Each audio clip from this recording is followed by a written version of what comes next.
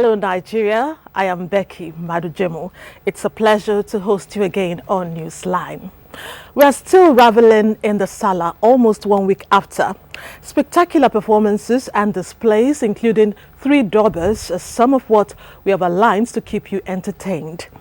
If you have been following a tour of the railway, then get set to view the final part, which happens to be equally informative. And as for people, a blind man has a mind-blowing story to tell. I promise that your eyes will pop, just as your heart will go out to a young female dentist whose health challenges are overwhelming. Meanwhile, domestic violence is a topic we intend to visit. Those wives who panic beat their husbands, we have your time this week. You know you are there and we know you are watching. Then some garri will be thrown into the mix. Why not?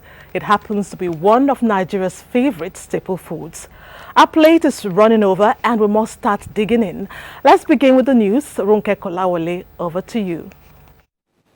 Thank you, Becky. Here is the news. President Muhammadu Buhari is in New York, United States of America, ahead of the 71st session of the United Nations General Assembly. State House correspondent Adamu Sambo reports. President Muhammadu Buhari arrived JFK International Airport at about 7:30 Saturday evening local time to begin a week-long official visit to New York. On hand to receive him were the governors of Zamfara and Lagos states, ministers of foreign affairs, interior, mines and steel development, as well as environment, the national security advisor and other senior government officials. During the visit, President Buhari is expected to join other world leaders at the opening of the United Nations General Assembly and deliver Nigeria's statement on the theme Sustainable Development Goals, a universal push to transform our world. He will also attend series of meetings and events of significant interest to Nigeria and lead discussions at the United States Africa Business Forum, focusing on investment opportunities in Nigeria. The president is scheduled to hold high-level interactions with some world leaders on his long-standing commitment to the restoration of peace and security in the Northeast and the Niger Delta region, as well as attracting more investments towards revamping the economy and developing critical infrastructure. There are 3 thematic areas for President Buhari's administration: security, anti-corruption, and then the economy. A lot of people are saying, yes, he has done well in security, he has done well in anti-corruption. Now he needs to look much more closely at the economy. So it is expected that in whatever way these countries can collaborate with Nigeria. Nigeria is currently in recession. The country wants to spend the shortest possible time in that recession. So our president will be talking with those other presidents on how their countries can make impact on our own economy to the benefit of Nigerians. At another event organized by Nigeria, President Buhari will deliver a keynote address highlighting the urgent need for international response to the distressing situation in the Lake Chad Basin. You know that the Nigerian president has been at the forefront of that campaign since the COP21 conference in Paris last year. He had always brought up the issue. Now at the UN, the issue is coming up, so it's another opportunity to bring it before the global community. I think more than 9 million are liable to displacement because of the shrinking nature of the Lake Chad. It's an opportunity for the world to do something about it. The 71st session of the United Nations General Assembly begins on Tuesday. From New York, Adamu Sambo, NTA News. And back in Nigeria, the Nigerian Air Force Friday conducted several airstrikes at suspected Boko Haram target locations on the outskirts of Tumbin-Guinea and Tobi-Kayewa, Borno states. The airstrikes were informed by ground-based intelligence and successive intelligence surveillance reconnaissance reports obtained from mission flown by nav platforms. In a video released by the Nigerian Air Force, some of the terrorists could be seen at one of the rendezvous where they were believed to be holding a high-level meeting when nav jets hit the locations. A post-strike battle damage assessment of the strikes revealed that the rendezvous was badly damaged with many casualties, while those far from the vicinity could be seen scrambling for safety. The air offensive has continued to deny the terrorists any hiding place and room for maneuver and enabled unhindered advance by the surface forces as part of the ongoing Operation Gamma Ike. In a bid to strengthen peace initiative in the Northeast, the National Orientation Agency has held a sensitization campaign in Konduga, Borno State. Naomi Abuak reports that the campaign is to heal wounds and enhance the return of IDPs to their communities. The people of Konduga are among communities recently being relocated to their original places of abode following successes recorded by the Nigerian army in the fight against insurgency in the state. DG NOR Dr. Garba Abari expressed the federal government's determination to ensure that social economic activities resume in full swing now that peace has been restored in the area. We are appealing to those that have returned to eschew violence, to reconcile with one another, because this is a society that has been so much ripped apart as a result of the activities of terrorists. It's a process whereby first it starts with the return, then provision of basic necessity that an IDP need to return, and also his recovery back to his economic status. Borno State Governor, represented by Permanent Secretary, Ministry of Information, Mohammed Yahya Ankoli, while expressing happiness over the attainment of relative peace in the area, enjoined them to support government in its reconstruction, rehabilitation, and resettlement efforts of ravaged communities across the state. And other stakeholders urged the people to take solace in God for their condition and report any suspicious person or movement to the security agents in their domain. In Maiduguri, Naomi Aboku, NTA News. And now to the pulpit, where the Catholic Auxiliary Bishop of Abuja, Most Reverend Anselm Umoren, says the prayers of Christians for the leadership of the nation at this time will radiate with the lessons of the cross, which Christ bore for the salvation of mankind. This was at a service to mark the 2016 Cultural Day and Exaltation of the Cross by the Holy Cross Catholic Church, Gwarimpa, Abuja, as reported by Ifeanyi Zumba. Celebrating the 2016 Cultural Day Fiesta and Exaltation of the Cross, Most Reverend Umoren, while reminiscing on the supreme price paid by Jesus Christ for the salvation of mankind, told the faithful that everyone has a role to play in the current economic challenges. There are some things we can do. We are into recession for a lot of reasons. The economists will be able to tell us all that. But every Christian has an obligation to live well. Not just to live well, but to make sure that his brother and his sister lives well. The Chairman Organizing Committee, Cultural Fiesta 2016, Godwin Ilobe, said the essence of the celebration is to help project the efforts of government to keep the nation united and to create a platform for mutual relationship with one another. Our existence takes roots from different cultures, tribes, and so on. Though we speak different tongues, but we have one thing that unites all of us, and that is the love of Christ. To propagate one faith, one unity in Christ. To create our own culture with the church. Everybody is useful to the other. When we explain this, people know that we are all equal. In the cross, there is salvation. And salvation is not only about religious salvation. When you are in trouble, when you come to Christ, He gives you succor. As the Holy Cross Catholic Church commemorates the cross, their prayer is that the nation will continue to live in love, unity, and progress. In Abuja, Ifeanyi Zumba, NT News. And talking health now, the Federal Capital Territory FCT administration has reiterated its commitment to the nation's campaign to end polio. The FCT Minister Muhammad Musa Bello gave the assurance in a message at the flag-off of the Sub-National Immunization Plus Days in Karamajiji, Abuja. Hakimat Aliyu has that report. Nigeria was delisted from the polio endemic countries in September 2015 until the recent outbreak confirmed in Borno State.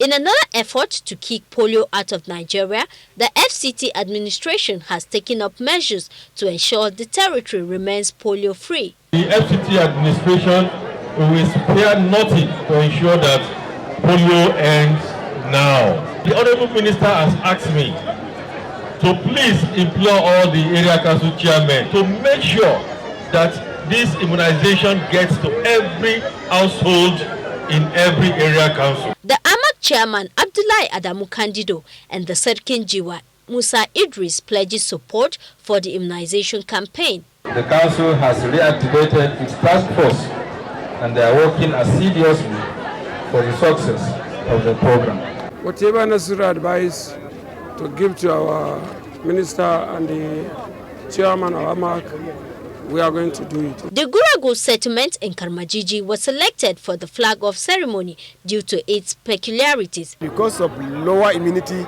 they don't have good water supply. We decided to come and give them a health camp, and we are immunizing every child in this community and all others. The 4-day sub-national immunization plus days is aimed at vaccinating children within 0 to 59 months against poliomyelitis. In Abuja, Hakimat Aliu, NTA News. Also, the Taraba state government has flagged off a 4-day ward-to-ward second outbreak response sub-national polio immunization plus days. Joseph Otsen reports that Governor Darius Dixon Ishaku flagged off the exercise in Jalingo, the state capital. The second round flag-off of polio outbreak campaign by the Taraba state government comes barely 3 weeks after a similar program was launched by the state government in Kona, Jalingo local government area. The program is in partnership with the World Health Organization and the United Nations Children's Fund, UNICEF, aiming at preventing any outbreak of polio in the state, especially after the recurrence in the neighboring Borno state. Governor Darius Dixon Ishaku expressed the desire to open up more channels of partnership with international donor agencies to provide healthcare services to the people. My decision to personally flag off the outbreak response is conceived by my burning desire to ensure that every mother has a safe delivery, every eligible child receives 2 drops of the polio vaccine, and quality routine care through quality healthcare service provided by the rescue mission. The State Commissioner for Health, Dr. Innocent Bakai, and the Executive Secretary State Primary Healthcare Development, Alhaji Aminu Jaro Hassan, for continually paying counterpart funds for healthcare services in the state. Vaccine storage devices were distributed to all the local governments of the state through their chairman. In Jalingo, Joseph Uten, NTA News. In other news, 51 professionals from different fields of endeavor have been inducted as associate members of the Nigerian Institute of Public Relations (NIPR). Dennis Adegbuloye reports that this followed their successful completion of the 3-day masterclass course on public relations organized by the institute. The 51 candidates came from various sectors, including finance, oil and gas, education, as well as the media profession. One thing they all have in common, however, is their relationship with the public. And as the Vice President of the Nigerian Institute of Public Relations explains, PR is a legally recognized profession, hence the compulsory participation in the masterclass course for those wishing to be recognized as PR consultants. Nobody should practice as a public relations practitioner in this country without being a member of the NIPR. Having satisfied the requirements, the candidates were issued with their membership certificates. We have 20 participants from Federal Ministry of Information and Culture, and this goes to show that change really begins with us. The minister is a fellow. We believe in professionalism, which strikes at the core of our existence. This intensive 3-day program has given us the window, and my own experience has been, in one word, illuminating. We are really fit to really take the public relations profession to the next level. NIPR was established in 1963 and became a chartered institute in 1990 through an Act of Parliament. In Abuja, Dennis Adignloy, NTA News. And talking sports now, the Team Nigeria's athletes to the 2016 Rio Paralympics Sunday arrived the Nnamdi Azikiwe International Airport, Abuja, amidst fanfare by stakeholders gathered to receive them.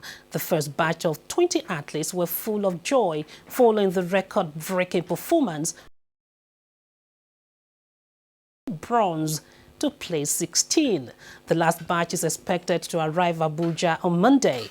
The Minister of Youth and Sports Development is assured that a reception will hold at a later date.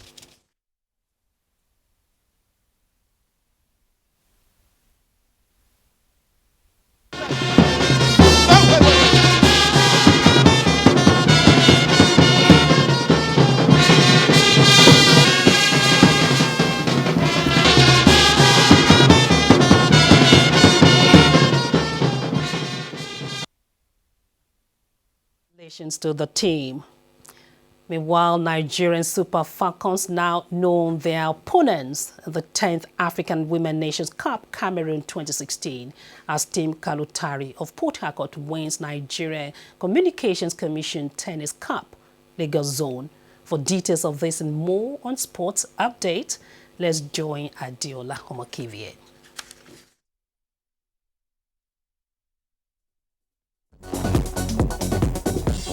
The draws for the 10th Africa Women Nations Cup Cameroon 2016 held Sunday in Yaoundé, Cameroon.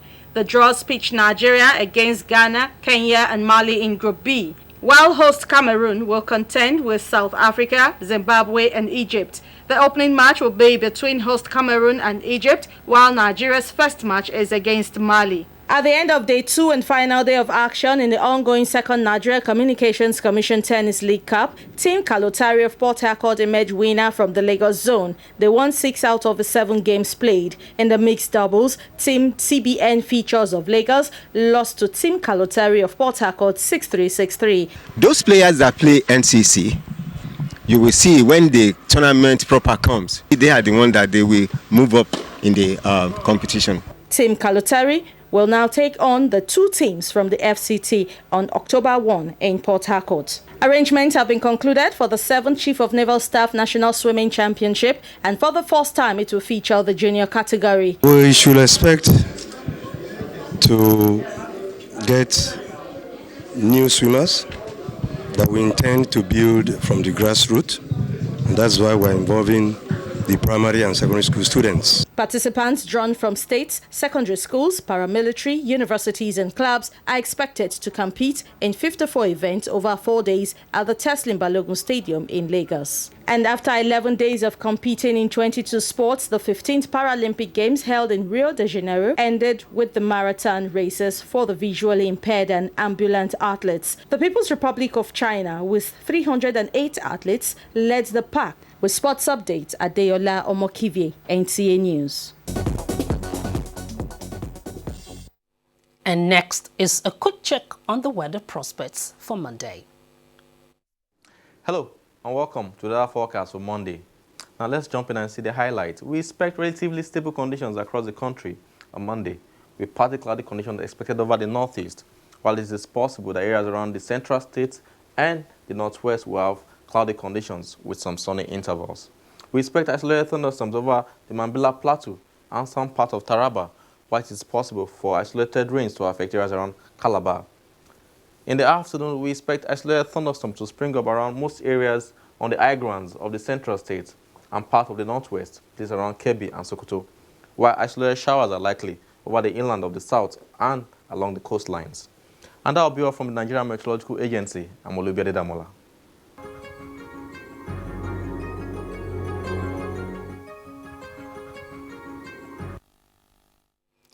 Just to remind you that you can watch this news live online via the NTA mobile app, which you can download on your Android device at the Google Play Store or at the Apple Store if you use devices with iOS. That's the news from Abuja. Becky will be back after these messages to serve you your Sunday Tonic Newsline.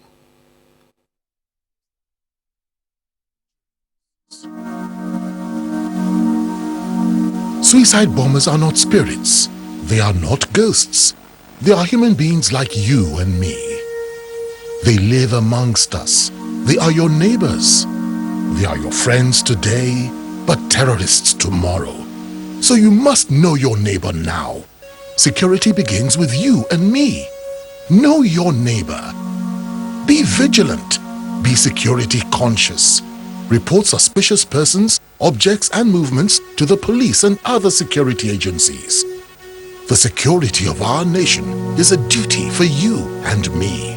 If you see something, say something. Nigeria, unite against terrorism. This message is brought to you by the Federal Ministry of Information and Culture. Morning, morning, hi, morning. Good morning. Hey, how are you today? How are you?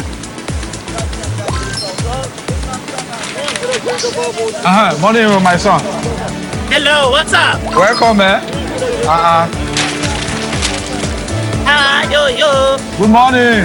How are you? Everybody is coming back to campus and nobody wants to leave, because with Glow Campus Data Booster, you get 10 times the value of your data while on campus. That means 10 times your chatting, browsing, pinging, and more. Who are these people? Come on, get this. What the?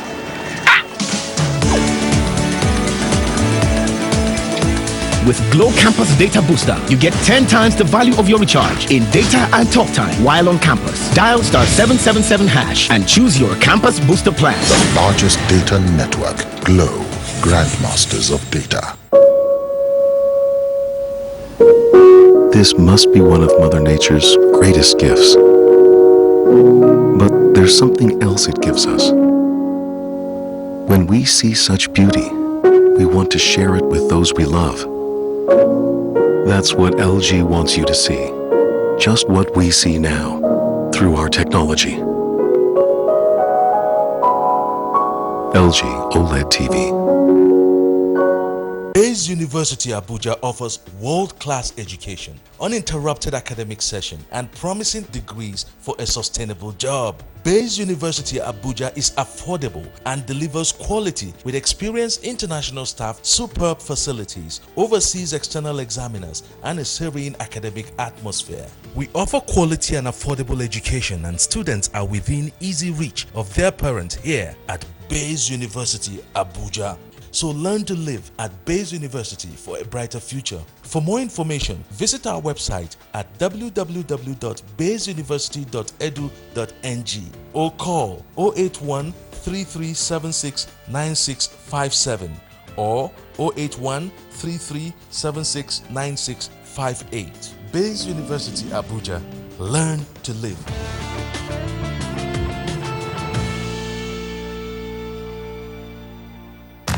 It's truck month at Ford and we've got a Ranger just for you. Vincent, here's the Workhorse 2.5 petrol single cab with free Ford Protect, a 4-year 120,000 kilometer service plan. Or the 2.5 petrol based double cab with 800mm water wading capability. Available in manual transmission and with free Ford Protect. So while stocks last, visit Kostaris Motors today. Because, wait for it, thanks Vincent, we've got a tough Ford Ranger just for you. Daughter was picking up Spanish from TV. I wanted to create traditional heroes to teach the Yoruba language to children. I had no idea how to animate, so I bought a laptop to bring my characters to life. It's been a joy watching my daughter and her friends playing and learning about their culture.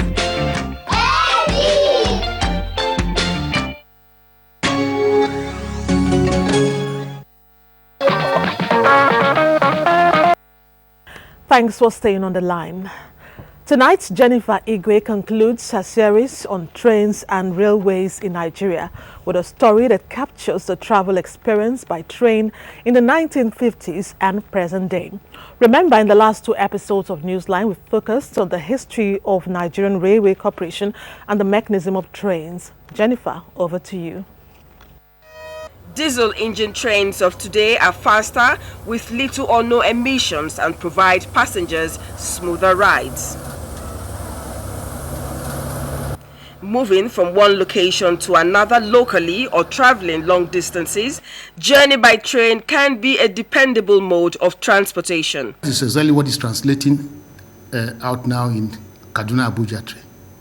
If you go to that service now, you see many people come. They prefer to go by train now than to go by road. Because you are sure that in 2 hours, 40 minutes, you have cleared your destination. And while on train there, whatever you need is available. Apart from that, there's comfort. I've been on the train for like 16 years now.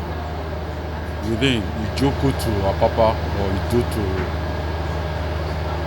Is it something you take daily or monthly? Yeah, daily. I take them daily, especially where I'm going home. Decades back, traveling by train was more a posh affair.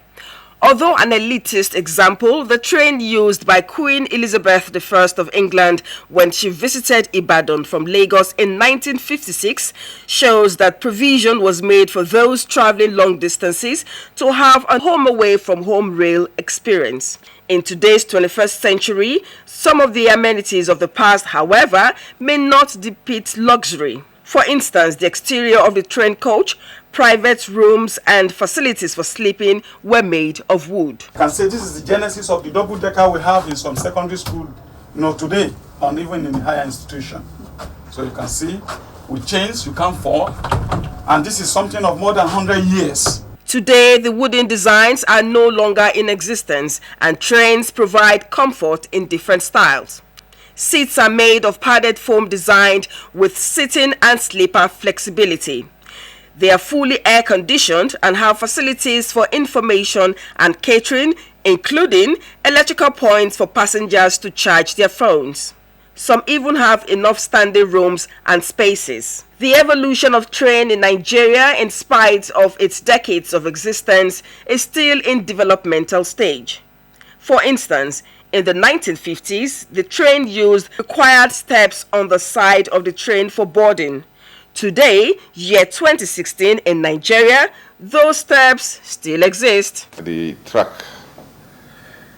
has been built for a very long time, and when you see the roads, when you maintain them today, the height goes up. The second time, it goes up. So the platform now is rather too low for our coaches. Like Ikejana, we have done something there by raising the platform. So it's not what you do at once. That's why you are not supposed to have steps to climb a coach on normal condition. You walk into the coach. The height of the platform should be the height of the coach.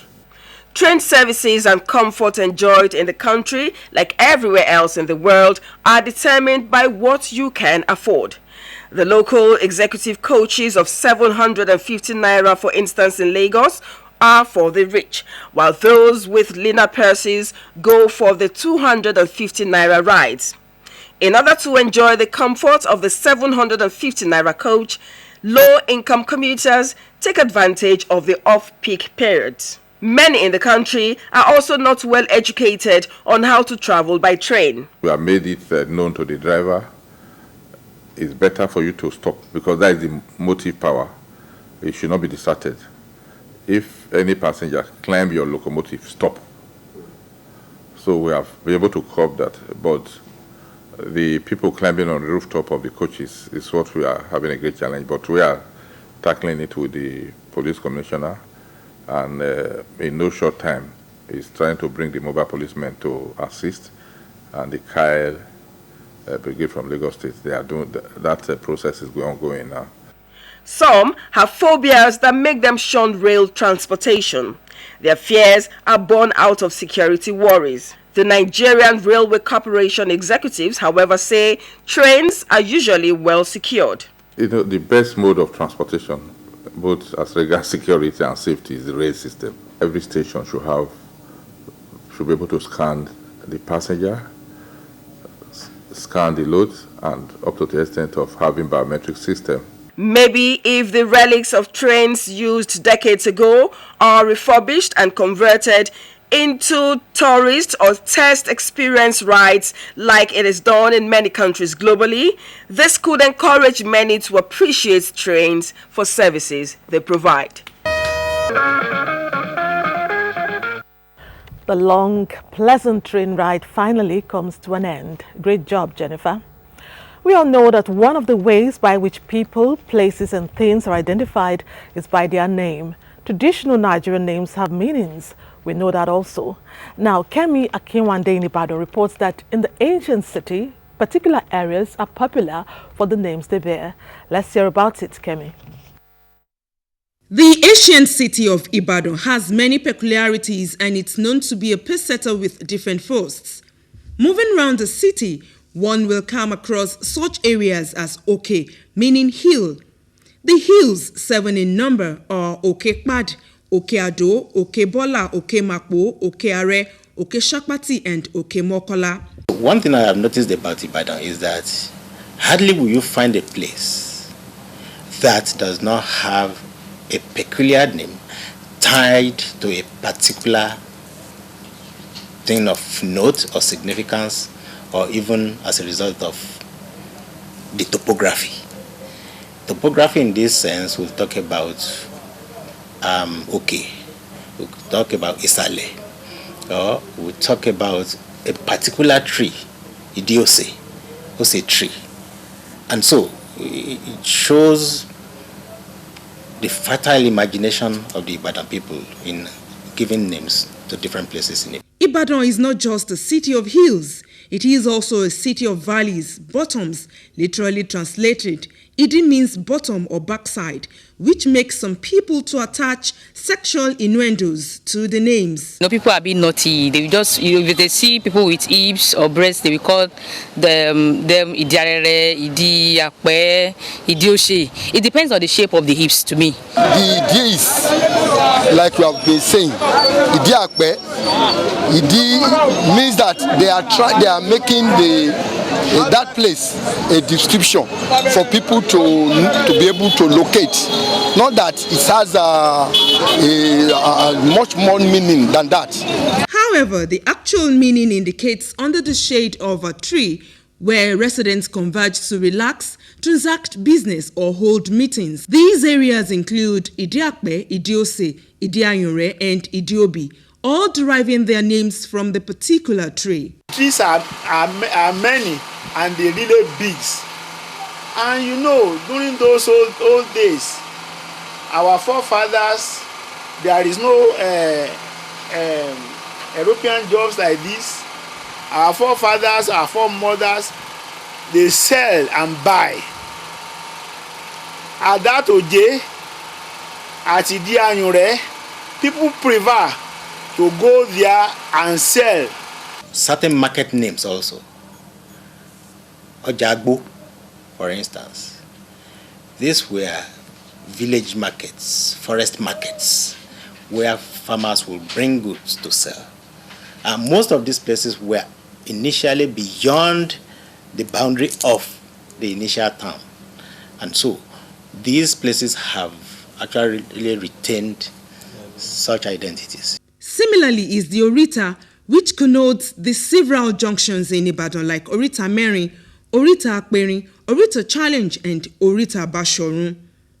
Several place names in Ibadan, however, are derived from the inability of the local settlers to pronounce the original names correctly and so corrupt such names such as Shepherd's Hill, corrupted to Shakpati. Ibadan is being corrupted. It's supposed to be a Baodon near the Savannah Forest.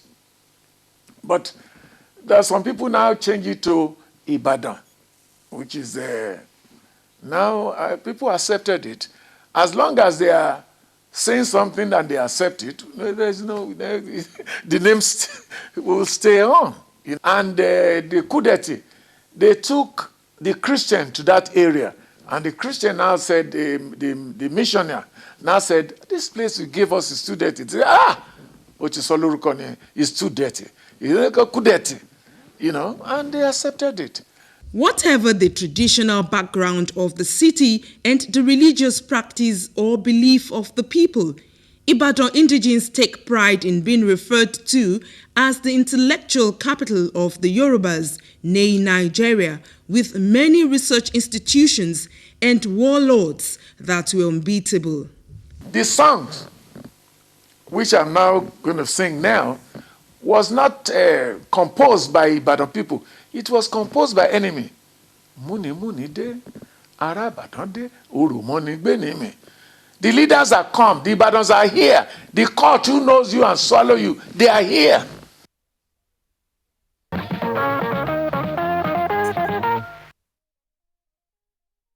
There's a story behind the name of every town, and they are mostly intriguing. If you are not from Delta State, you most likely will not know what Ishagwari is. That is why we engaged Tessie Coker in Asaba to educate us on this unique tradition synonymous with the ethnic groups of Delta State.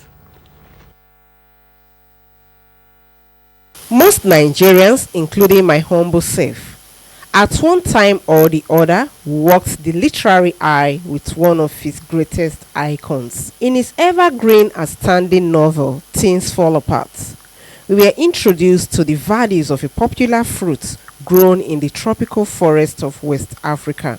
Well, I know by now your imagination is running wild. It is the kola nut. Now you know.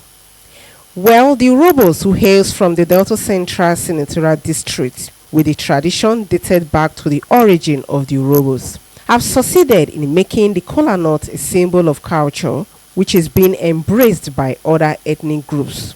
This tradition is known as Ishagwari, the wedging of kola nuts. There is hardly any function in Delta State where the kola nut is not supported to prevent it from rolling off the plate. The significance of this culture is that when you receive a visitor, to show the value that you attach to this visitor, kola nut is a symbol of prayer. You put certain amount of money in the plate to wedge the kola nut so that the kola nut will not roll from the plate and fall down. In my own place, in the Urhobo tradition, not just wedging the kola nut, even the breaking of the kola nut attracts a fee, what we now call VAT. You must add money for the breaking of the kola nut. The essence of this practice is that the visitors will never be stranded, as he or she must have a few naira notes to either fuel the car or hire any means of transportation of choice. The sweetest part of it is that everybody that have joined the visitor on that trip share the money. You don't have to share it equally. It is shared according to seniority because the Urhobo culture is very, very respectful. The kola nut wedge also has another significance of promoting equity and fairness. Our father lived in a harmonious life. So when you want to show that element of greed, obviously our ancestors that are dead, people say they will be angry. And I want to believe the ancestors that are gone may not be active, but the witches and the wizards around may be active. So they might just find one legal ground to start attacking the individual, and then everybody would want to say, oh, some spirits are at work. No wonder, therefore, visitors usually look forward to a repeat trip because of the inherent benefits of Ishagwari. Very interesting tradition there. When next you find yourself in Delta State, insist that the wedge kola for you or that assorted currency and kola nut should not be missed for any reason. Now, what's right is right. There are no two ways about it. That is why law-abiding people in Lagos cannot understand why most pedestrians are complaining about the measure that the state government has taken to force them to use the pedestrian bridge. Take a look at what the Lagos state government has done to safeguard the lives of pedestrians and what some of them are saying, and you be the judge. Anna Daniels is a middleman here. It is stating the fact that most of the pedestrian bridges in Lagos are underutilized because the people for whom they were built prefer to take this shortcut to cross the roads. Accidents and deaths have occurred as a result, as the people continue to defy the law put in place prohibiting them from dashing across express roads. The state government decided to do something to physically force people to use the pedestrian bridges. Barricades with heights and lengths pedestrians would not be able to tackle. Before you join the queue and turn to the other side, someone going to like a Ketu would have gotten there before you. You just waste your time, waste your money. When you get to school, it's already late, they flog you in school. I don't think that this is what we need for now. We have so many problems that are facing us, are staring at our faces. This is not certainly one of them. Now, the popular pedestrian bridge at Ojota on the ever-busy Ikorodu Road, known to be grossly underutilized, now has on a daily basis a long queue of people waiting their turn to use the bridge. I needed to cross the bridge, but the queue was too long. I thought someone would allow me jump the queue so I could get this assignment over and done with in good time. But no one did. You know, Lagos people, they don't have chill. They're always trying to be too fast and everything. Spend up to 20 minutes, 30 minutes on the queues there. Access the bridge? Yes, before we could get to the bridge and cross to the other side, and the bus and everything could get late to work. I normally go to school late when there is a queue in the bridge. Before now, I used to cross the road. These pedestrians obviously are disgruntled. Staircase is just, we are having some pains in our knees. We that is elderly. No eating in the morning, no eating in the afternoon, no meat in the evening. Will you be able to cross the bridge? We could have like 2 bridges. In and out, the queue will not be much like this. Despite these inconveniences, the pedestrians appear desperately eager to use the bridge. There is nothing we can do about that.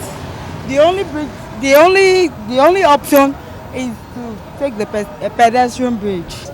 Lagosians, they are learning how to obey directive, how to obey laws. Even when they are doing things that are bad, we want to change them for good. They don't like people who are using pits, toilet before. You said they should use water system now. They are not ready. They are used to sufferness until they are forced to do something. So we keep on forcing them until they change totally. Personnel of the enforcement agency known as Kick Against Indiscipline, we are visible should there be breakdown of law and order. While this pedestrian bridge at Ojota is experiencing heavy human traffic, many others around the city are still underutilized. Rules are not supposed to be convenient all the time. Those complaining will just have to deal with it. Up ahead, a blind man receives a sight from out of the blue. Call it a miracle, and you may be right. Let's take a break and be right back. Stay on the line. On your way home, something fascinating happens in the shop. Wow, what's that? A tasty fruit drink shines. It's in a pouch, but not a normal pouch. It's the fascinating Capri-Sun pouch. It's great to handle and easy to use for everyone. Capri-Sun brings the real fun to drinking. Put the straw in and the fascination continues. Capri-Sun, naturally fun. House of Cheese. Welcome back. We all know that back in the day in this country, garri was so cheap that it was the only thing that the poor could buy with ease. It was therefore generally referred to as poor man's food. Over the years, however, this food item seems to have gotten out of the reach of the poor. Is this true or simply perceived? Annie Daniels reports. Garri is a staple food produced from cassava. Other edible byproducts of cassava include tapioca and fufu. Many Nigerians love to eat these byproducts of cassava. I love drinking garri very well. That is my favorite food. I love garri. I put granite on top. The way they give for body, no be small thing. They make body fresh. Everything, energy, carbohydrate. Garri comes in different colors, tastes and names and can be consumed in various ways. One of the ways garri is consumed is in the form of what is popularly called eba. With 150 naira, meat mama put now, you go chop eba. Chop one meat. Sometimes no meat self. You chop and drink pure water. Nobody know what you chop. You see the guy go pop up. I like the one that has starch. Why? Because it is good in your hands. It is good to serve the customers. You suffer from morning till night, so you need something that is stable, that will give you energy, power. I like to swallow akpu, to swagger the ginger akpu very well. I eat it very well. I prefer akpu because it's very sweet. It is very smooth to the throat. When I eat fufu, it can serve me from morning. If I eat, assuming I take it in the morning, it can serve me from night till night. This prompted Newsline to ask if they can ever do without consuming garri in any form. I cannot do without one day taking garri, either by swallowing or by drinking. I'm brought up with it right from baby, and we used to do farm as well. Not now that we used to buy garri, so it's been a part of us anyway. There are, however, those who say they do not like and would not consume it in any form. When you think about it, you are heavy, so you don't want to go all around. You know, like a female, you want to look feminine, so you don't want to take a bath. Before now, garri was seen as food of the poor because it was the only food item they could afford without sweat. The poor can no longer afford garri as we speak today. I don't think the poor is even a consideration in this present day time. So garri is not for the poor. Used to sell it before 400, but now it's 700 for the paint. So why the acre is 150 now? So it's very, very expensive. Where we used to buy it, we don't used to see it now. I know some people make good money from exporting garri now. And Nigerians over there, they go for it. These respondents found at this development where the poor can no longer afford garri. Those days, our mother, most of them feed us with garri. Yes, there's mechanized farming. They should also embrace mechanized farming from our farmland in various villages so they can produce food.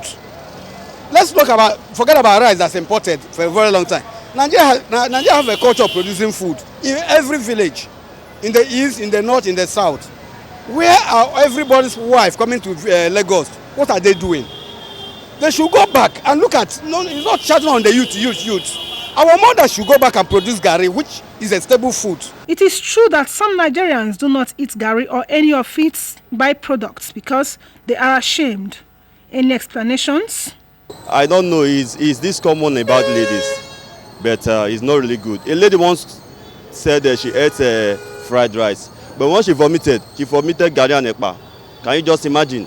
Well, eba is believed to have the capacity to give the consumer energy and keep him energized for 24 hours.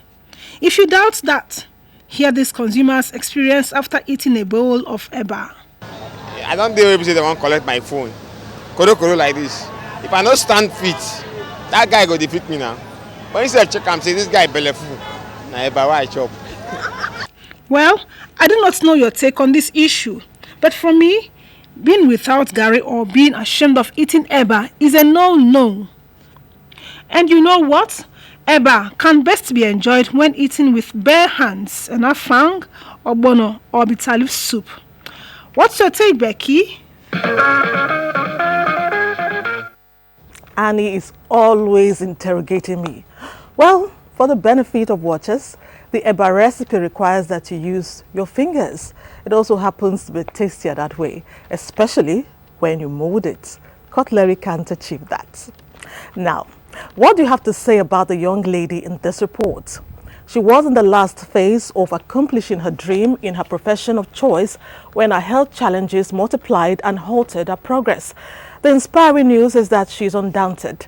What this means is that Amina Ogbachi Shobodu believes that she will be cured of her health challenges. Joy Kenabakboya met her up close and personal. It was a rainy Friday. Nigerians were going about their daily businesses, but not 27-year-old Amina Ogbachi Shobodu. As a child, Amina had dreams of making it big in the medical field. To actualize this, for 6 years she burnt the midnight candle, studying dentistry at the College of Medicine, University of Lagos. She graduated and began the compulsory one-year housemanship program, on the way to becoming a certified dentist. But that was not to be. 5 months into the program, Amina experienced an unusual pain. I was at work and I started noticing that I couldn't breathe properly. I thought it was a minor thing. The next day on my way to work, it happened again, so they had to rush me to the hospital. From there, they said I had pulmonary edema, some fluid in my lungs, and they should take me back to Lasot where I was coming from. That was sometime in May 2015. Then they discovered it was a kidney problem. All of this is in addition to the fact that Amina has sickle cell anemia. As a sickle cell patient, Amina's bid to overcome kidney failure requires 2 major surgeries. In 2015, my friends and colleagues They helped me, contributed some money. I went to India for a kidney transplant. But the kidney transplant couldn't be done because they said because of my genotype, sickle cell, that I had to have a bone marrow transplant first so that the kidney transplant won't fail, because the sickle cell is still there and that's the initial problem that caused the kidney disease in the first place. If she does transplant without the bone marrow transplant, it's going to still jeopardize this. That's the blood will still be sickled and they will be damaging the kidney. It's just a waste of kidney. So they need to correct the blood in the system to be normal red blood cells so that it can allow the new kidney to be sustained. Until then, she's aided by dialysis 3 times a week to release harmful waste from her blood and keep her alive. This dialysis costs about 30,000 naira per session for every time, even in fact excluding drugs and other things I have to take, so it's expensive. Amina is married. Alas, the man who swore to be with her in sickness and in health has made her life look like a scene from a complicated soap opera. Several times I've fallen down and I've been rushed to the hospital. I developed hypertension. I was so stressed and he never cared. He even told me that I should leave, that he was tired of the illness and everything, that he couldn't cope anymore. I used to beg. I said, please just endure with me. I'll be fine. It's just a matter of time. He said, no, couldn't cope, that I should just leave. So I had to leave, go to my mother's house. Never sent me money, never called me. All the times I was in the hospital, I had 3 surgeries on my leg. He never came. I never saw anything about him. Her mom, a widow, is the only one now left to bear the brunt. He's beyond me. I don't know what to do. He's beyond me. That's why I'm crying out. People have been helping us. It's like just throwing money in the basket. So I really want a final solution to what will keep Dr. Amina alive for me. The bone marrow transplant, when I went to India in 2015, they said it cost about 7 million naira. And then the kidney transplant cost 5 million. But now with the current exchange rate, I know it must have gone higher. Against all odds, Amina is optimistic that she can fulfill her childhood dreams and practice as a dentist. This can only happen if she gets well. I miss my job so much. I love it so much. I have to go back. Very important to me. When I see my patients smile, I'm always so happy. Amina's case is not hopeless. The word can make things a lot easier for her. One day, 18 years ago, the man in this report suddenly lost his sight. Yes, he became blind. He did everything medically to regain his sight to no avail. He was told that all hope was lost. Then one day, 3 weeks ago, as this man, whose name is given as Benedict Ugu, a reverend, was minding his own business, his eyesight returned. What happened here? Is this not what is called a miracle? Chegonu Aro in Enugu reports. Reverend Benedict Ugu is an Anglican priest who lost his sight gradually due to symptoms that medical science described as irreversible. He was ordained a priest in 2009, after which completely became blind. He could not carry on with the activities of his calling, and so the Anglican Church retired him. For years he was despondent due to his condition. He started preaching from place to place as an evangelist. The Anglican Diocese of Enugu sent him to a non-governmental outfit that care for the blind. There, Benedict trained as a braille teacher to other blind persons who are not lettered. It was to this teaching place that he was going a week ago that he suddenly regained his sight.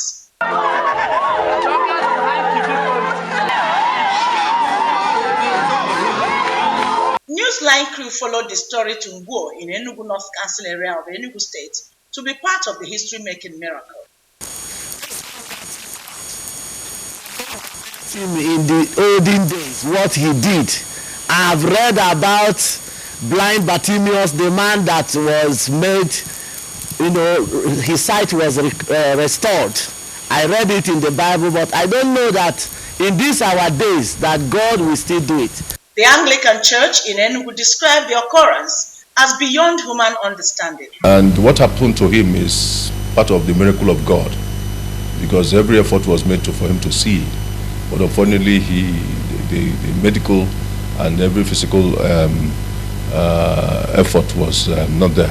But I think God intervened to prove himself that he's still the same God yesterday, today, and forever. Yes, I witnessed it. The Archbishop asked us to help him, send him to Bina Foundation. We did. It is what the Lord can do, and it is marvelous in our sight. The eye specialist said that nothing could be done.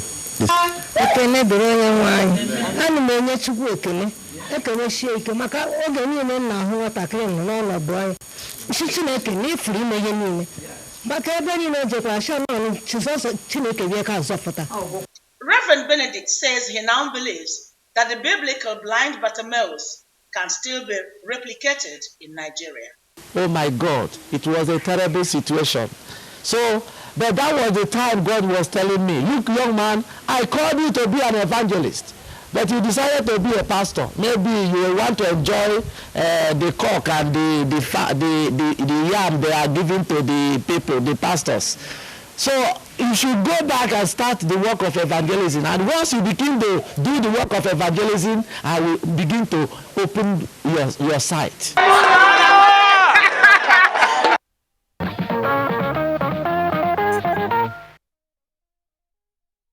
The doubting Thomases, miracles do happen. Better believe it.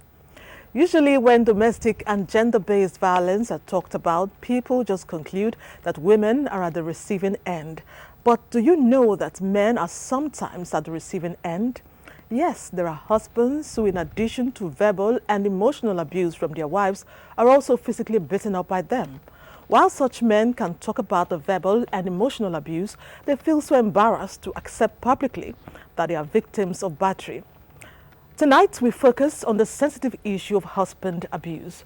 Joy Kenna back with your reports. The general belief is that women and children are always at the receiving end of domestic violence. Yes, but there's always two sides to any coin. What I mean is that there are a lot of men who are abused by their wives or girlfriends. There are women who are physically stronger, and they tend to oppress men. They tend to oppress men in terms of, physical beating, abuse, physical abuse. A woman could get very agitated or angry, and he could maybe just break a bottle and stab a man. I have one affair that his wife normally beats him. Believe it or not, scenes like what you are about to see have become a common feature in many homes.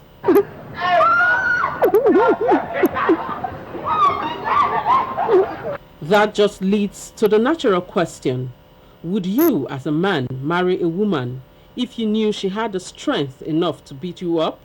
Am I a madman? A woman that even shit on me, I can't marry because I'm a full, complete man. I can't marry a woman that can beat me. In fact, I won't want to move near anyone that can beat me. Domestic violence against men, as with women, come in different forms: verbal, emotional, or physical. Apart from physically beating up her husband, a woman who constantly insults, threatens him with a weapon, forcefully prevents him from going out, constantly accuses him of being unfaithful, and tries to control how he spends his money is an abusive wife. If a woman cheats on a man, that's an abuse.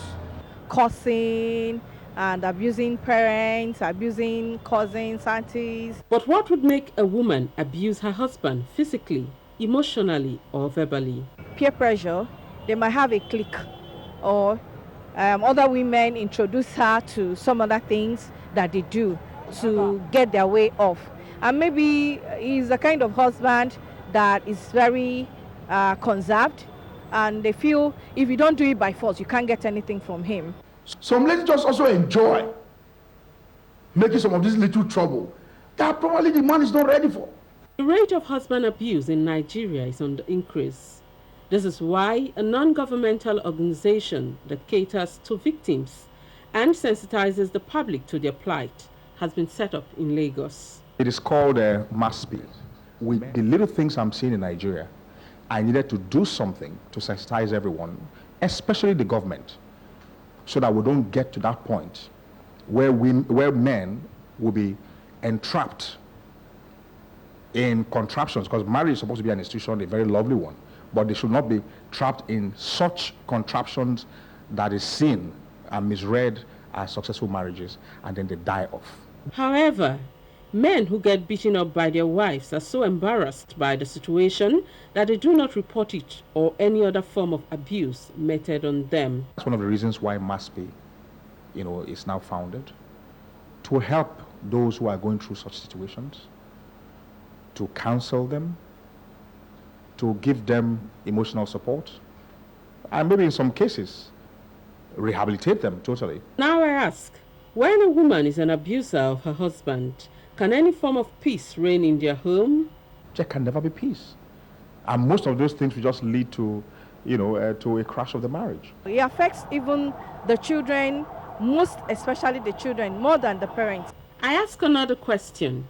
Would you marry the daughter of a woman who beats up her husband and abuses him in every way possible? It is no. Why? No, because, show me your father, I'll show you his son. Show me your mother, I'll show you your daughter. I wouldn't. As the arrowhead, the role of a man is to meet the needs of his family. He is also to provide protection. But what becomes of him when this role is threatened by constant abuse from his wife? It can lead to death. Some people have lost their minds and are roaming the streets as madmen. What they have gone through with, dangerous women. Believe it or not, these revelations are true. So, as government continues to provide protection for women who are abused, it is important that such covering be extended to men who are emotionally tortured, physically and verbally abused, or cheated on by their women. It's easy to ignore a man who is being battered by his wife. Such men should speak out in order to get help or justice. If you suffer in silence, you might lose your life. Memories of Eid-el-Kabir make up reports in the next segment. Stay on the line to experience how it was celebrated in some towns across Nigeria. Let's take a break. When has it reached this?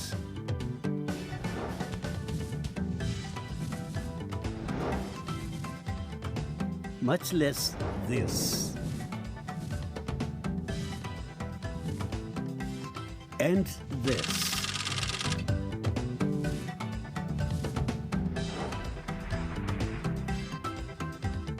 And this.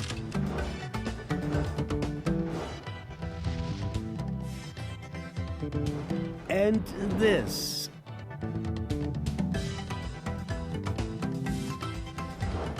Help reclaim our Commonwealth. Lend your support to the fight against corruption for a better Nigeria. Eating tomatoes helps reduce the risk of cardiovascular disease. Tomatoes contain important nutrients like niacin, folate, and vitamin B6. You should eat healthy foods to keep your heart in a good condition.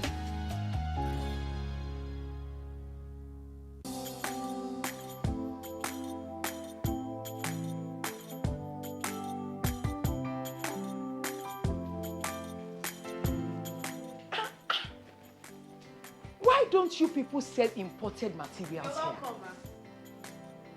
As beautiful as the shop is. Auntie, buying foreign goods does not help our economy. Neither does it boost local production.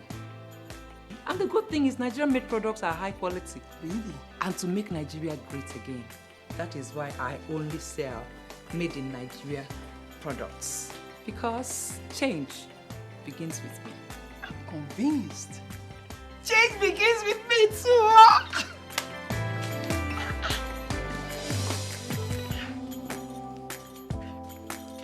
Change begins with me.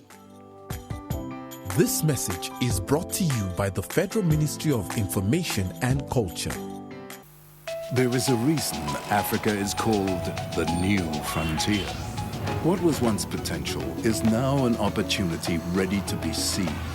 Once revered for our resources, today's wealth lies in our people. People who build the cities that shape the future. People who know an idea in one place means business in another. A generation for whom technology means there are no borders, no boundaries. We are the new lions in a brave new world, kings of the urban jungle. And there's a bank that puts the world in our pocket and the future in our hands. UBA, Africa's global bank. The production, distribution and sale of counterfeit and fake drugs is a corrupt practice and a crime against humanity. This has informed several measures and strategies to combat fake drugs, including introduction of anti-counterfeiting cutting-edge technologies to detect fake drugs on the spot. These technologies are being deployed to all the states across the Federation, as well as the internally displaced people's camps. The President, Muhammadu Buhari, and his team are committed to this fight. The federal government of Nigeria, in line with its anti-corruption agenda and posture, will fight a total war against fake drugs and other unwholesome regulated products in order to ensure that Nigerians remain healthy and well. Lend your support and join NAFDAC to rid the country of fake drugs and unwholesome regulated products. NAFDAC, safeguarding the health of the nation. If you hear a bomb explosion or gunshots of an active shooter, that might be a terror attack. At such times, always remember 3 action words: run, hide, report.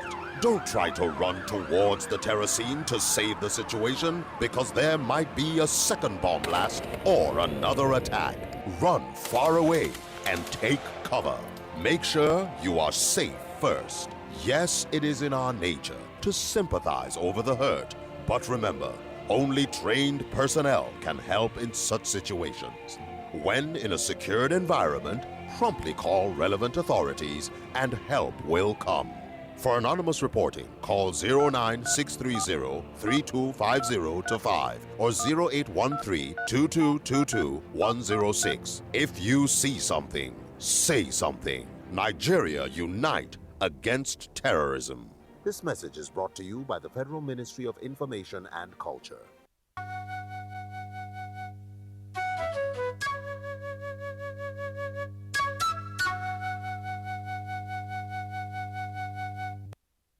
If we have lost the opportunity of 15 years, let us no longer lose any opportunity for the future.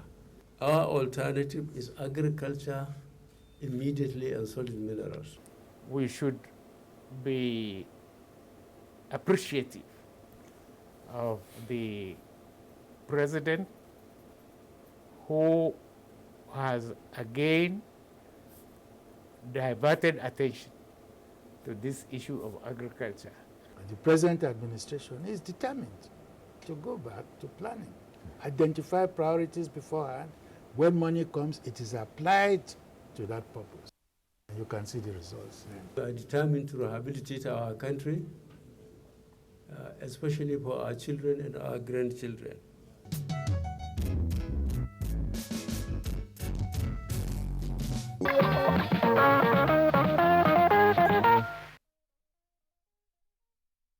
So staying on the line. Now to memories of Eid-el-Kabir. Kano, the commercial hub of the north, this Eid observed the annual Hawan Taushi, the colorful Durbar, which was attended by the Emir of Kano, Mohammed Sanusi II, attracted spectators from within and outside the country. It took place at the southern gates of the Emir's palace. Mohammed Rabiu Ali reports. Taushi Durbar is the second event in the series of Salah activities organized by the Kano Emirate Council. It is one of the historic and attractive events that dates back to 553 years during the reign of Muhammad Rumfa. By tradition, Emir Muhammad Sanusi II leaves the palace and passed through some part of the metropolis, receiving cheers from his subjects, and finally arrived at Baban Aki, where his mother lives, and stayed for a moment. This year's Daba was unique as the Emirate introduced new style of celebrating the Hawan Daushe, whereby gunners come before the Emir and do what they know best, unlike the previous years. Also, Emir's sons do follow other district heads in procession to mark the day, but this time around, their presence at the ground indicates the Emir's arrival. This is the third time the Emir of Kano, Muhammad Sunusi II, observed Hawan Daushe Daba on She Camel, as did by his grandfather, Sir Muhammad Sunusi. It is indeed a historic and spectacular Daba. Hundreds of horse riders in procession attended the Daba with their colorful regalia. Acting Governor Professor Hafiz Abubakar thanked the Almighty Allah for witnessing the day in peace. We continue to plead with them for their understanding and prayers for the revival of the economy, to pray for the president of this country and for the government and the governor of Kano State, and to pray for the quick recovery of our national economy. Tourists at the event were full of joy, saying Nigeria is blessed with tourist attractions. And a fantastic example of the great culture of Nigeria. Very exciting moment, reflective of the rich cultural heritage of Kano State. And I think without a doubt, I think it portrays the rich cultural heritage of old Kano and indeed the diversity within Nigeria.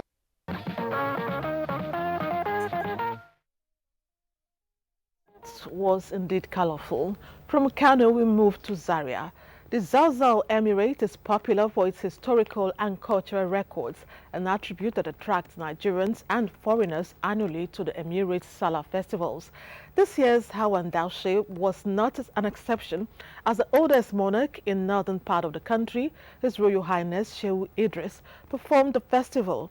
Abdullahi Garuba Beninkudu put together the sights and sounds of the festival.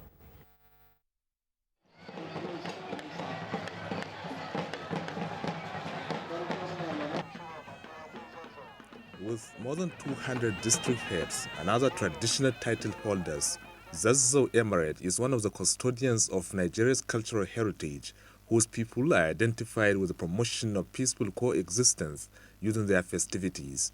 The Emir, Alhaji Shehu Idris, an octogenarian, is still energetic and a proud leader to his people. This is clearly manifested anytime the Emirate holds its annual Hawan Daushe during Salah festivities. In colorful dresses to march, cultural displays with traditional dancers trying to outdo one another, the title holders and district heads paid homage to the Emir at his palace.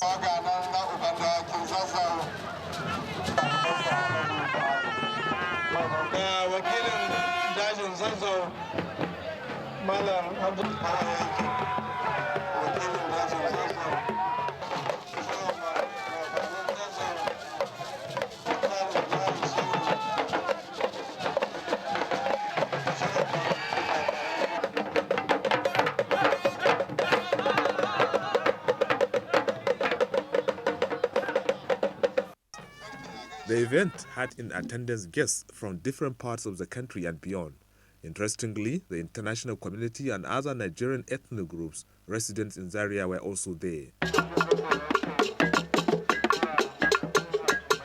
We're very happy for this opportunity, and we're wishing the Emir long life for him to celebrate more of this Salah with his subjects. We are outsiders, they accommodate us.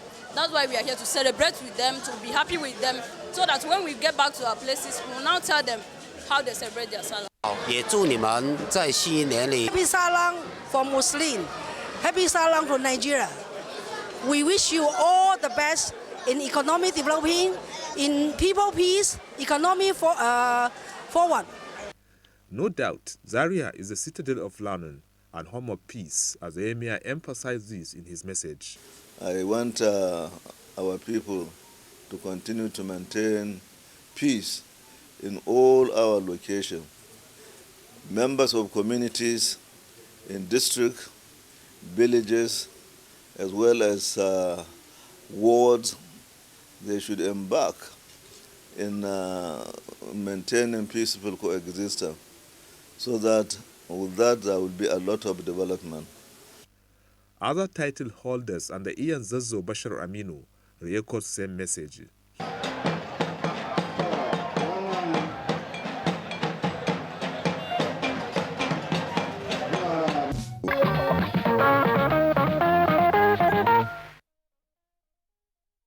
Always a Salah showstopper in Zaria. Apart from the spiritual importance of celebrating a festival of sacrifice known as Eid-el-Kabir, Nigerians use the occasion to showcase the richness of their culture and tradition. From Ilorin, Abdulafiz Alaya brings us this report on the mini Durbar that took place during the Eid-el-Kabir festival. The 2016 Salah celebration might have come and gone. It remains an event that residents of Ilorin and beyond always look forward to witness. One of the cultural endowments of the ancient city of Ilorin, the Kwara State capital, that makes Salah celebration a memorable event is the age-long traditional homage and mini Durbar.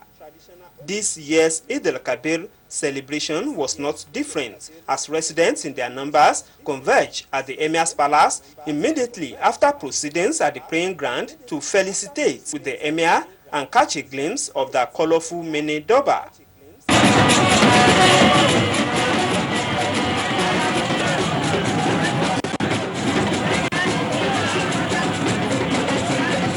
Men of different ages with their well-decorated horses displayed their horse-riding skills to the admiration of the audience, including the executive governor of Kwara State, Abdul Fattah Ahmed. As part of tradition, the governor, his wife, and some members of the state executive and legislature were at the palace to pay Salah homage to the emir. On the third day of Salah, the emir of Ilorin, Alhaji Ibrahim Sulugambari, also paid a return homage to the governor in an occasion popularly known as Bariki.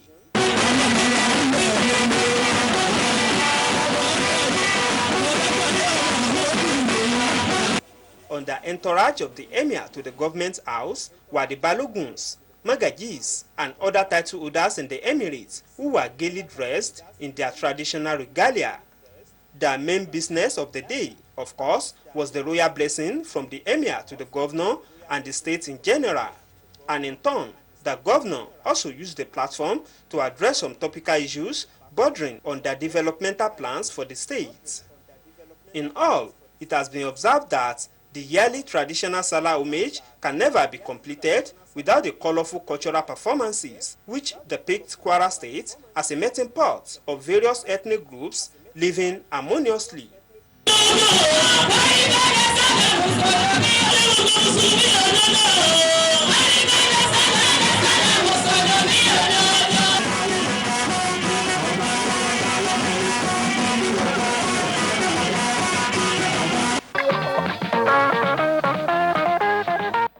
Now, in Gombe, the Da'awa and Relief Organization did what it knows how to do best during the Salah festivity.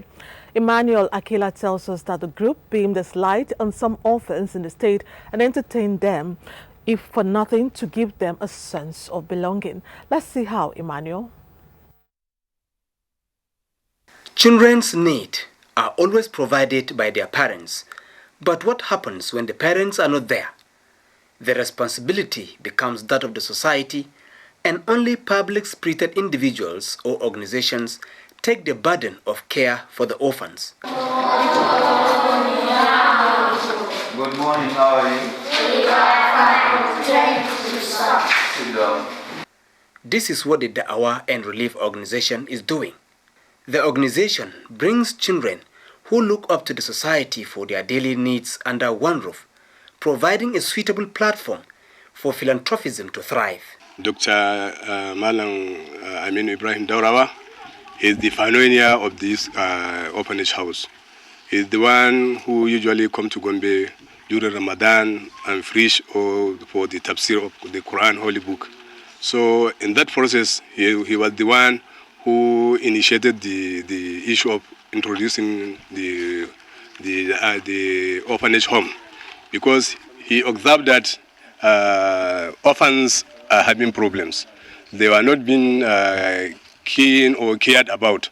For this year's Eid-el-Kabir celebration, public-spirited individuals who would not want their identity disclosed donated a cow and rams for the children to be part of the blessings that accompany Eid sacrifices and to celebrate just like their peers anywhere in the world. They used to cook for us, and sometimes they used to give us IPR and we used to drink. The children, led by their guardians, visited the Emir of Gombe, Alhaji Abubakar Shehu Abubakar III, to condole him over the demise of his brother, Maina Umar Shehu Abubakar, and to share the joy of the season with him. Elated by the visit, the Emir assured of supporting them, especially that he already has a charity organization called the Shehu Usman Abubakar Foundation for such purposes. The orphans' caregivers appeal for more assistance in providing for orphans in the state, as there are more among people in the communities being catered for under the same umbrella. Over 20 children are receiving their daily needs, educationally, spiritually, and healthcare from well-meaning people under the Da'wah and Relief Organization Orphanage.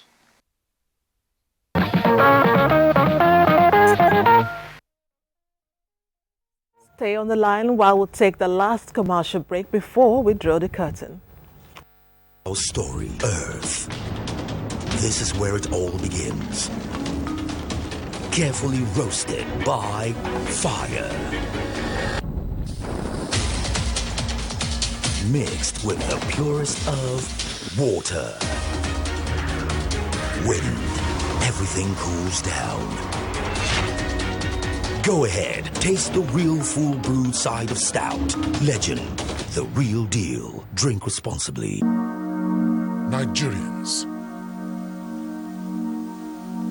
Suicide bombers are not spirits. They are not ghosts. They are human beings like you and me. They live amongst us. They are your neighbors. They are your friends today, but terrorists tomorrow. So you must know your neighbor now. Security begins with you and me. Know your neighbor. Be vigilant. Be security conscious. Report suspicious persons, objects, and movements to the police and other security agencies. The security of our nation is a duty for you and me. If you see something, say something. Nigeria unite against terrorism. This message is brought to you by the Federal Ministry of Information and Culture. Now to sports. It is by some special children who, due to no fault of theirs, were conceived with an extra chromosome and born with the resultant Down syndrome. Despite their challenge, they lived their lives to the fullest. Adiola Mokivi was at their sports event in Lagos and shares it with us. The Down Syndrome Foundation, a non-governmental non-profit association, is known to cater for the relegated, neglected or abandoned children with an avowed commitment to bridging the gap between them and the rest of the society. This explains why the foundation, among its social service programs, organized the 2016 Inter-House Sports Competition, which is the 9th edition. The special children in 4 houses were eager to show that there is ability in disability to the delight of those present. The children also competed in filling the baskets, filling the bottles, sack race, walking race, blindfolding, and picking the ball events. Invited special and regular schools also competed. Other guests highlighted proactive measures to encourage their participation in society. They don't see disabilities as such. They see their own ability to be inclusive. Establishments can reserve a particular position that can only be filled by somebody with disability. Early medical intervention to take care of their medical needs, early educational intervention to teach them, and early social integration, which is what we are doing today. This is the response from the children. I'm happy at this place here. The passport is very okay, happy. Ivory House in blue came first at the end of the sports meet, followed by Shofola in green, Okpeldu in red, and Shomolu in yellow. Prizes and certificates of participation were presented to the competitors from other schools. The best part about sports is that it is all-inclusive, and kudos to those children and their trainers. Now we shall draw that curtain. Thanks for staying on the line all the way. Be right here when we come back, same time and network Sunday next week. Our package shall be bumper. Till then, good night and God bless Nigeria.